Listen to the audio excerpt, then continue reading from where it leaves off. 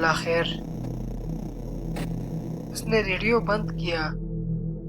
اس وقت رات کے تقریباً 1 بج رہے تھے اور وہ چک سڑک نمبر 47 کے قریب پہنچ رہا تھا، ایک ایسا علاقہ جہاں لوگ کہتے تھے رات میں کوئی نہ گزرے۔